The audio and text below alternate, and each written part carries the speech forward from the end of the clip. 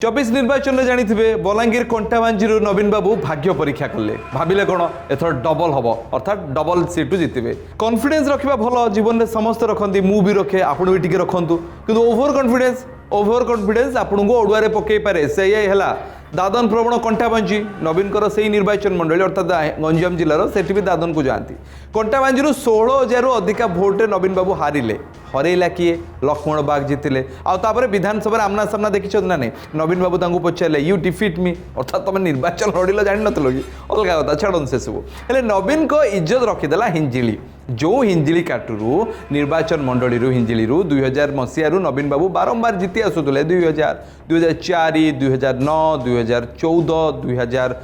2019 24 रे भी जीतिले किंतु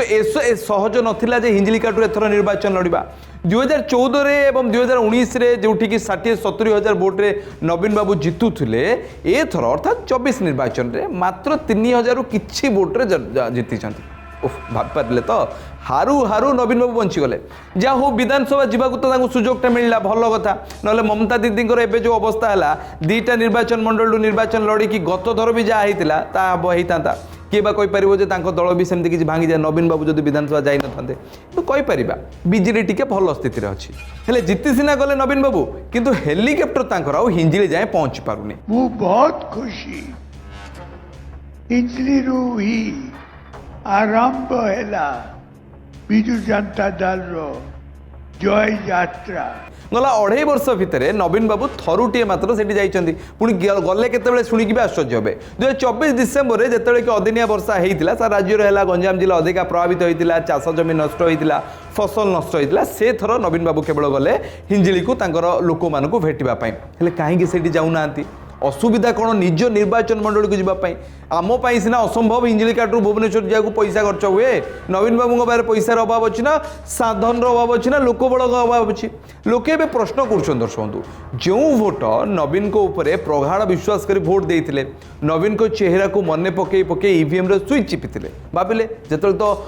बीजेपी गोटे फ्लो था बीजेपी हावा था तथापि नवीन बाबू को से विश्वास कर भोट देले नवीन तो आसुना बरम से जाकि देखा कथा भी संभवपर नुह जो लोकटी समस्याटे थी से विधायक को केमती देखा कर सेतिक भी संभवपर हो पारुनी कारण कौन जानते ना नवीन बाबू को देखा करवाटा एत सहज नुहे आपड़ भी जानते जो भुवनेश्वर रुहति कि भोट बारंबार दियंती राज्य राजनीति कथा जानते नवीन कथा भी जानती एत सहज नुहे हिंजिली भुवनेश्वर जब गोटे लोकटे जीव ताकू 500 टंका खर्च हम पुणी थे 5G आपड़ 5G कौन पचार नेटवर्क कथा नुहे दर्शक 5G अर्थात 5टी गेट्र अनुमति ने पड़ो सामना गेट भीतर गेट तापर गेट नवीन बाबू थे ना से गेट तापर नवीन को मूड हेले से भेटे ना ना यही हुए एवं नुह दीर्घ वर्ष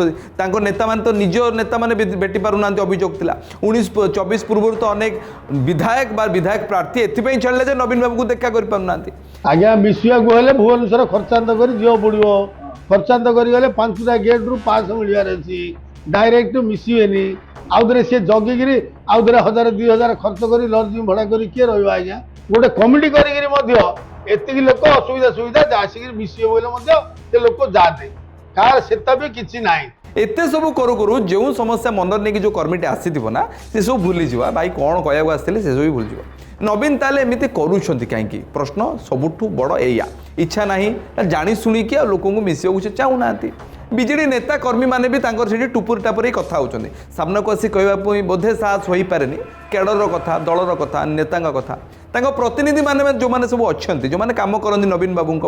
आगुरी टी भल कम होता आगुरी भाईना थे भाईना किए प्रदीप भाईना थे 19 पूर्व भाईना सहित संपर्क केते खराब है जानते ना प्रदीप पाणिग्राही जिते दिन जाए हिंजिली दायित्व में सबकिछ कम चलूला गड़ बजे रही है प्रदीप पाणिग्राही मिसला गड़ भुशुड़ी जाइए ये भी आपको ग्रहण करा पड़ो जदि स्वास्थ्य खराब थाए ताले से दायित्व कहीं नौकरी प्रश्न भी आसे 2 वर्ष है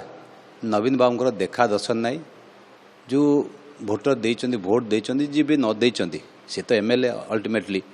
तो जो असुविधा भोगुचंदी ना भुवनेश्वर जीवे तांको देखा करिवे ना एटी जो रिप्रेजेंटेटिव से माने रखिचंदी से माने भी कोनोसी प्रकार साहाय्य सहयोग करनांती नवीन बाबू मझे आसते आउ थे आसबार थिला सेतବେଳେ ତାଙ୍କର ଟିକେ ସ୍ୱାସ୍ଥ୍ୟ ଖରାପ ରହିଥିଲା ତେଣୁକରି ସେ ବର୍ତ୍ତମାନ ସମ୍ପୂର୍ଣ୍ଣ ସୁସ୍ଥ ଅଛନ୍ତି ଆସନ୍ତା ସେପ୍ଟେମ୍ବର ଲାଷ୍ଟ ୱିକ୍ କିମ୍ବା ଅକ୍ଟୋବର ଫାର୍ଷ୍ଟ ୱିକ୍ରେ ସେ ନିଶ୍ଚିତ ଭାବରେ ହିଞ୍ଜିଳି ଆସିବେ ହିଞ୍ଜିଳିଠୁ ତାଙ୍କର विजय यात्रा आरंभ करे ତାଙ୍କ ପ୍ରତିନିଧି ମାନେ କହିଲେ ଯେ ସ୍ୱାସ୍ଥ୍ୟ ଖରାପ ଥିଲା ସେପ୍ଟେମ୍ବର ଅକ୍ଟୋବରରେ ହେବ ତାଙ୍କର ପୁଣି ଥରେ ଗସ୍ତ ହେବ ସେ ବି ଠିକ୍ ନୁହେଁ ସେପ୍ଟେମ୍ବରରେ ହେବ କି ଅକ୍ଟୋବରରେ ହେବ ଭାବନ୍ତୁ ବିରୋଧୀ ଦଳ ନେତାଟେ ନିଜ ନିର୍ବାଚନ ମଣ୍ଡଳୀକୁ ଯାଉନି ଜିତିଥିବା ନିର୍ବାଚନ ମଣ୍ଡଳୀ ଯଦି ପୁରା ଦଳ କାମରେ ସେ ବ୍ୟସ୍ତ ଅଛନ୍ତି ଏବେ ଦଳକାରେ ଟିକେ ସଜାଡ଼ିବା ପାଇଁ ବ୍ୟସ୍ତ ଅଛନ୍ତି ସୁଜାତା ପାଣ୍ଡିଆନକୁ ମିଶାଇବା ପାଇଁ ବ୍ୟସ୍ତ ଅଛନ୍ତି କ୍ଷମା କରିଦେବେ ସୁଜାତା ରାଉତକୁ ମିଶାଇବା ପାଇଁ ଯଦି ବ୍ୟସ୍ତ ଅଛନ୍ତି ତାହେଲେ ବୁଝିପାରିବା ଯେ ଟିକେ ଦଳ କାମରେ ବ୍ୟସ୍ତ ଅଛନ୍ତି ଆଗରୁ ତ ସରକାରରେ ସେ ଥିଲେ ନବୀନ ସେଥିପାଇଁ ସବୁ କାମ ଚଳି ଯାଉଥିଲା ଆକୁ ତାକୁ କହିକି କିମ୍ବା ପୁରା ସିଷ୍ଟମ ଲାଗି ଯାଉଥିଲା ଏବେ ବିଜେଡି ନିଜ ଅସ୍ତିତ୍ୱ ପାଇଁ ଲଢ଼େଇ କରୁଛି କେମିତି ବଡ଼ ବିରୋଧୀ ଦଳ ଭାବରେ ରହିବ ଛାତ୍ର ଆଉ ଯୁବ ଜନତା ଦଳ ଟିକେ ଭଲ କାମ କରୁଛନ୍ତି ଯାହାଦ୍ୱାରା କି ବିଜେଡି ଟିକେ ବର୍ତ୍ତି ଯାଉଛି ଭଲ କାମ କରିବା କଥା ବି ସେମାନେ ଅଛନ୍ତି ବୋଲିକି ବିଜେଡି ଟିକେ ଐକ୍ୟ କରୁଛି ଦେଖୁଛନ୍ତି ବହି ପ୍ରସଙ୍ଗରେ କେମିତି ଛାତ୍ର ଓ ଯୁବ ସଂଗଠନ ବାହାରିଥିଲା ପ୍ରଶଂସା କରିବା ଯୋଗ୍ୟ ଯେମିତି ବିରୋଧ ଦର୍ଶାଇବା କଥା ସେମିତି ବିରୋଧ ଦର୍ଶାଇ ପାରୁନି ବିଜେଡି ଏଇଟା ଆପଣ ସ୍ୱାଭାବିକ ଭାବରେ ଗ୍ରହଣ ବି କରିବେ ଆଉ ଯଦି ନବୀନ ଖୋଦ୍ ନିଜ ନିର୍ବାଚନ ମଣ୍ଡଳୀ ଲୋକଙ୍କ କଥା ଭୁଲିଯିବେ ତାହେଲେ ପୁରା ରାଜ୍ୟ କଥା ସେ କେମିତି ବୁଝିବେ ଇଏ ଗୋଟେ ବଡ଼ ପ୍ରସଙ୍ଗ ଆଉ ବିଜେପି ଯଦି ହାରିଛି ବି ସେଠୁ ହିଞ୍ଜିଳିରେ ହାରିଛି କିନ୍ତୁ 61,000ରୁ ଅଧିକା ଭୋଟ ବିଜେପି ସେଠୁ ପାଇଛି ବିଜେପି କ'ଣ ପହଞ୍ଚୁଛି କି ହିଞ୍ଜିଳିକୁ ବିଜେପି ହିଞ୍ଜିଳି ପାଇଁ କାମ କରୁଛି କି ଇଏ ବି ଗୋଟେ ବଡ଼ ପ୍ରସଙ୍ଗ ହେଉଛି ଯଦି ନବୀନ ପହଞ୍ଚି ପାରୁନାହାନ୍ତି ଯେଉଁ ନେତା କର୍ମୀମାନେ ହିଞ୍ଜିଳି ପ୍ରତିନିଧିତ୍ୱ କରୁଥିଲେ ଯେଉଁ ନେତା କର୍ମୀମାନେ ହିଞ୍ଜିଳି ପାଇଁ ଲଢ଼ୁଛନ୍ତି ସେମାନେ କ'ଣ ହିଞ୍ଜିଳିର ସମସ୍ୟା ବୁଝୁଛନ୍ତି ତ ଆମେ ଭୋଟ ଦେଲୁ ନବୀନ ବାବୁକୁ କିନ୍ତୁ ଦେଖା ନାହିଁ ଆମର ଅଭିଯୋଗ କିଛି ଗ୍ରହଣ ହେଇପାରୁନି ଯେଉଁ ଲୋକ ଆସୁନି ଆମର ଦୁଃଖ ସୁଖର ସାଥୀ ନାହିଁ ତାକୁ ଆମେ ଭୋଟର ଏଇଟା ଗୋଟେ ମୂଲ୍ୟବାନ ଭୋଟ 5 ବର୍ଷ ପାଇଁ କାହିଁକି ଦେବା ନେତା ଆସନ୍ତି ଯାଆନ୍ତି ନିର୍ବାଚନ ଆସେ ଯାଏ କିନ୍ତୁ ଲୋକଙ୍କ ସମସ୍ୟା ଯେମିତିରେ ସେମିତି ଥାଏ ସରକାର ଯିଏ ବି କରୁ ବିଜେଡି କରୁ ବିଜେପି କରୁ କଂଗ୍ରେସ କଥା ଛାଡ଼ନ୍ତୁ ଦୀର୍ଘ ବର୍ଷ ହେଲା କ୍ଷମତାରେ ନାହିଁ ତ ଏସବୁ ଭିତରେ ଲୋକଙ୍କ ସମସ୍ୟା ସମାଧାନ ହେଇପାରୁଛି କି ଯେଉଁ ନିର୍ବାଚନ ମଣ୍ଡଳୀ ଲୋକେ ନେତାଙ୍କୁ ଦେଖିକି ଭୋଟ ଦିଅନ୍ତି ଏଥର ତ ନିର୍ବାଚନରେ ସେମିତି ହେଇଥିଲା ଲୋକ ଦେଖିକି ଭୋଟ ଦେଇଥିଲେ ତ ଯେଉଁ ନେତାମାନେ ଜିତିଛନ୍ତି ସେମାନେ ନିର୍ବାଚନ ମଣ୍ଡଳୀକୁ ଯାଉଛନ୍ତି କି ଆପଣ ମତାମତ କ'ଣ ଆପଣଙ୍କ ବିଧାୟକ ଆପଣଙ୍କ ନିର୍ବାଚନ ମଣ୍ଡଳୀକୁ ଯାଉଛନ୍ତି ନା ଯାଉନାହାନ୍ତି ଆପଣଙ୍କୁ ଯାହା ଯାହା ପ୍ରତିଶ୍ରୁତି ଦେଇଥିଲେ କରୁଛନ୍ତି ନା ନାହିଁ ମତାମତ ସେୟାର କରିପାରିବେ ଆପଣଙ୍କ ନିର୍ବାଚନ ମଣ୍ଡଳୀର କାହାଣୀ ମଧ୍ୟ ଆମେ ନେତା ନୀତି ରାଜନୀତିରେ ଦେଖେଇବୁ